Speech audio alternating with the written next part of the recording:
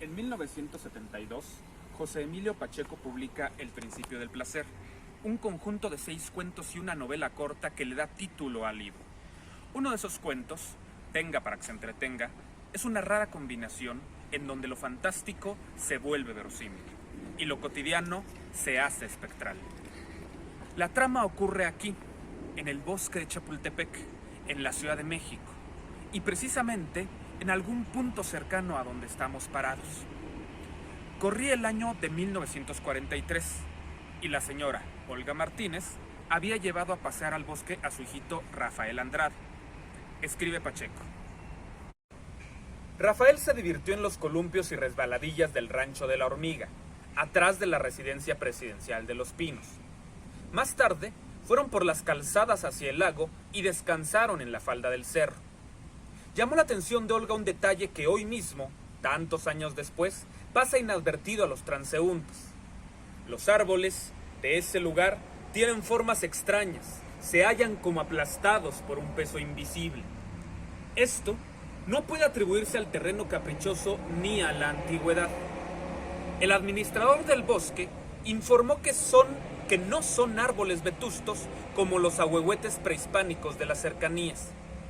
Datan del siglo XIX. Cuando actuaba como emperador de México, el archiduque Maximiliano de Habsburgo ordenó sembrarlos en vista de que la zona resultó muy dañada en 1847, a consecuencia de los combates en Chapultepec y el asalto del castillo por las tropas norteamericanas. El niño estaba cansado y se tendió de espaldas en el suelo. Su madre tomó asiento en el tronco de uno de aquellos árboles que, si usted me lo permite, calificaré de sobrenaturales. Pasaron varios minutos. Olga sacó su reloj y se lo acercó a los ojos. Vio que ya eran las 2 de la tarde y debían irse a casa del abuelo. Rafael le suplicó que lo dejara un rato más. La señora aceptó de mala gana, inquieta porque en el camino se habían cruzado con varios aspirantes a torero, quienes, ya desde entonces, practicaban al pie de la colina en un estanque seco próximo al sitio que se asegura fue el baño de Moctezuma. A la hora del almuerzo, el bosque había quedado desierto. No se escuchaba rumor de automóviles en las calzadas, ni trajín de lanchas en el lago. Rafael se entretenía en obstaculizar con una ramita el paso de un caracol. En ese instante, se abrió un rectángulo de madera oculto bajo la hierba rala del cerro y apareció un hombre que dijo a Rafael: «Déjalo, no lo molestes. Los caracoles no hacen daño y conocen el reino de los muertos». Salió del subterráneo, fue hacia Olga, le tendió un periódico doblado y una rosa con un alfiler. «Tenga para que se entretenga, tenga para que se la prenda». Olga dio las gracias, extrañada por la aparición del hombre y la amabilidad de sus palabras. Lo creyó un vigilante y un guardián del castillo, y de momento no reparó en su vocabulario ni en el olor a humedad que se desprendía de su cuerpo y su ropa. Mientras tanto, Rafael se había acercado al desconocido y le preguntaba: «¿Ahí vives?». «No, más abajo, más adentro». «¿Y no tienes frío?». «La tierra en su interior está caliente». «Llévame a conocer tu casa. Mamá, ¿me das permiso?». «Niño, no molestes. Dale las gracias al Señor y vámonos, que tu abuelita nos está esperando». «Señora, permítale asomarse. No lo deje con la curiosidad». «Pero, Rafaelito, ese túnel debe estar muy oscuro. ¿No te da miedo?». «No, mamá». Olga asintió con un gesto resignado. El hombre tomó la mano a Rafael y dijo al empezar el descenso: «Volveremos. Usted no se preocupe. Solo voy a enseñarle la boca de la cueva. Cuídelo mucho, por favor. Se lo encargo». La trama continúa con la desaparición y respectiva búsqueda de Rafael. Nunca logran encontrarlo. Al final, la señora Olga se da cuenta de que el periódico que le había dado el extraño sujeto era la Gaceta del Imperio, fechada el 12 de octubre de 1866. Y el sujeto era, probablemente, un soldado francés de la época de la ocupación de Maximiliano. Lo interesante de esta historia es que la cueva de la que habla Pacheco en el cuento es real, existe.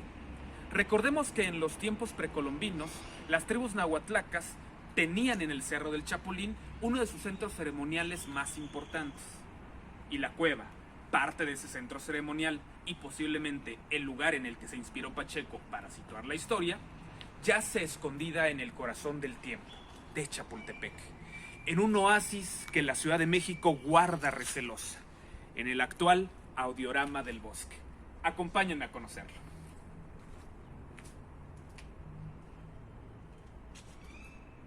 Estamos en el Audiorama de Chapultepec, un centro recreativo que ambientaliza el espacio con música de fondo, de orquestas, de jazz, de blues. Esos son los sonidos que escucharás aquí. Quise presentarles este lugar porque, como se darán cuenta, es un sitio escondido en el espacio y en el tiempo. Incluso muchos de los asiduos visitantes del bosque desconocen su existencia. Pero considero que el Audiorama es el ejemplo perfecto para hablarles del cronotopo. ¿El qué? El cronotopo. Sí, estas palabras raras que los filósofos nos inventamos para sonar más rimbombantes, pero que explica claramente la esencia del audiorama y de la utopía, nuestro tema del día de hoy. La palabra cronotopo proviene del griego cronos, que significa tiempo, y topos, que significa espacio o lugar. Por lo que, etimológicamente, el cronotopo es aquello donde se conjunta tiempo y espacio. Y en la literatura, que es el campo desde donde lo abordamos, el filósofo ruso Mikhail Bakhtin lo retoma de la física para intentar llegar a una totalización de su teoría. Es importante mencionar que Bakhtin nunca ofrece una definición absoluta del cronotopo, por lo que tomaremos la definición de Bakhtin a partir de la lectura de Peter Borchardt, Bakhtin's Theory of Literary Chronotope, Reflections, Applications and Perspectives. Así también, entonces, el cronotopo es el conjunto de relaciones entre tiempo y espacio en las literaturas, aunque también podemos tomarlo directamente de la obra de Bakhtin, Teoría y Estética de la Novela, cuando menciona que llamaremos cronotopo a la conexión esencial de relaciones temporales y espaciales asimiladas artísticamente a la literatura. Así entonces, en este lugar y bajo este contexto comprendemos mejor la naturaleza misma del audiorama y del cuento de Pacheco. Este es un espacio situado en la conexión histórica del pasado prehispánico y el presente contemporáneo. Así pues, en un rastreo genealógico, el concepto de cronotopo se opone a Kant al plantear que tiempo y espacio no están en la conciencia del sujeto, sino que tienen existencia autónoma. Pero coincide con él en que a partir de estos elementos se puede comprender el mundo. Sin el cronotopo no se pueden entender las relaciones espacio-temporales que ocurren en una obra. Espacio y tiempo se fusionan en el cronotopo. Así, lo que resulta que el texto no es solo la suma de las secuencias del discurso, sino la construcción de un mundo ficcional particular, es decir, un cronotopo. Ahora bien, era pertinente hacer esta larga introducción para situarnos en el centro de nuestra discusión. La novela Guaslala de la escritora nicaragüense Gioconda Belli. Guaslala es el nombre de la tercera novela de Belli, publicada originalmente en 1996, y plantea la existencia de una utopía latinoamericana. Esta utopía, cuyo nombre da título a la novela, es del conocimiento general de la población de Faguas, el Macondo de Belli, lugar recurrente donde pasan distintas de sus historias. Los pobladores de Faguas saben de la existencia de Guaslala, pero prácticamente nadie ha estado ahí. Solo han escuchado lo que algunos viajeros o exploradores les han contado, pero creen firmemente en su existencia y en que, algún día, alguien vendrá de ahí y les mostrará al mundo entero cómo se vive en una utopía. La trama de la novela se sitúa en la búsqueda de Guaslala por Melisandra, la protagonista, en la búsqueda de la utopía, que yace en el corazón de la selvática Faguas. Melisandra, siguiendo los consejos de su abuelo, quien le había dicho que él estuvo ahí, en Guaslala, pero que un día salió y nunca pudo encontrar el camino de regreso, emprendió esta búsqueda hasta que por fin, narra Belli, el corazón la asfixiaba como si otra vez hubiese corrido sin parar. El terreno ascendió y el cañón se trocó en un corredor, cerrado por la espesura, que circundaba la ladera de la montaña y en el que corría un viento fuerte y misterioso que no solo soplaba en dos direcciones, sino que hacía círculos y remolinos alrededor de ella sin tocarla. Pensó en la historia de su abuelo sobre la ropa que se secaba en un santamén en el corredor de los vientos. Sonrió. Era como estar en el ojo de un huracán benigno y juguetón que, haciendo alarde de su potencia, no osara despeinarla. El corredor de los vientos terminaba en un ceibo monumental, el tronco cenizo alzándose erguido, rematado por una profusión de ramas retorcidas en gestos vigorosos, dejando atrás el ceibo. Anduvieron a un buen rato rodeando la montaña que bajaba a la derecha en una cañada de donde emergían copas y ramajes despampanantes. Accedieron por fin a una vereda corta en la pendiente izquierda de la montaña hasta llegar a un claro. El horizonte se abrió ante ellos. Melisandra se detuvo, se puso la mano en la boca, sintió el golpe de su sangre acusando la sorpresa. Frente a ella se extendía un apacible y pequeño valle frondoso en el que sobresalían colinas verdes que se hacían y deshacían como si la tierra hubiera querido dejar huella de un estremecimiento recorriendo su espalda. A la izquierda contempló alelada los techos rojos sobresaliendo a través del follaje, cerca de una larga sucesión de molinos de viento ubicados al lado del arroyo donde el abuelo decía que había construido su casa. Se sentó sobre un tronco, hundió la cabeza en el pecho, luego respiró hondo, alzó la cara, se limpió los ojos y reemprendió el camino. Calculó que debían ser las 8 de la mañana, las 9 quizás, de un día claro, hermoso. Había llegado a Guaslala, se dijo, sintiéndose al fin, curiosamente, en paz, sin prisa. Como vemos, la entrada a Guaslala está situada en un vórtice entre el tiempo y el espacio.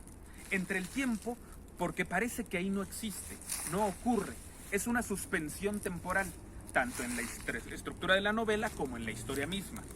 En el espacio, porque aunque Guaslala tiene un lugar definido, no es posible llegar a él más que a través de ese corredor de los vientos que menciona el vendaval de recuerdos en la extinción de Macondo. Por lo tanto, podríamos proponer que Guaslala, el lugar, es un metacronotopo en esta novela de Belli. Meta, porque en Guaslala se da precisamente la conexión esencial de relaciones temporales y espaciales dentro de lo que la misma trama supone en su espacio y tiempo narrativos. Así, si el objetivo de Bakhtin con el cronotopo es explicar por qué los textos funcionan de la manera en que lo hacen, nuestro objetivo es explicar en qué y por qué un lugar que se supone es el no lugar, el no el espacio, que no es utopía, contiene en sí mismo esta fusión espacio-temporal metanarrativa. Para explicar este fenómeno particular, proponemos un nuevo concepto, devenido del cronotopo, y llamarlo cronoutopía, el tiempo en el que se realiza el no lugar. En otras palabras, la condición de posibilidad de que la utopía, sin tener existencia real, se hace presente en el tiempo. Recordemos que, para Moro, la utopía es una isla que sirve para ejemplificar un modelo de organización social que propone como alternativa a la sociedad inglesa del siglo XVI. Es decir, hay, como en Platón o Fourier, una intención política de que se siga esta propuesta social. La utopía en la obra de Belli, en cambio, acepta su incapacidad real de ser. No tiene por objetivo existir, sino hacer que otros crean que puede existir. Escribe Belli. Nos hemos acostumbrado a considerar el desarrollo en términos de contradicciones, de verdades excluyentes. Si lo ideal no es alcanzable, se descarta, se le atribuyen ilusiones perniciosas, se le cubre de burla, o, en el mejor de los casos, de escepticismo. ¿Qué pasa si se altera esa perspectiva? Si lo ideal y lo real se consideran valores necesarios en una dinámica infinita de encuentros y desencuentros, si se piensa que es imprescindible que exista el uno para el movimiento ascendente del otro, ¿por qué descartar lo ideal? ¿Por qué descalificar el valor que tienen los sueños? Es en la búsqueda de sueños que la humanidad se ha construido. En la tensión perenne entre lo que puede ser y lo que es, estriba el crecimiento. La razón por la que sigo aquí es porque pienso que Guaslala, como mito, como aspiración, justifica su existencia. Es más, considero que es imperativo que exista, que vuelva a ser, que continúe generando leyendas. Lo más grande de Guaslala es que fuimos capaces de imaginarla, que la fantasía, que fue la fantasía lo que, a la postre, la hizo funcionar. Hay quienes, aunque nos quedemos solos, tenemos que seguir manteniendo las Guaslalas de la imaginación.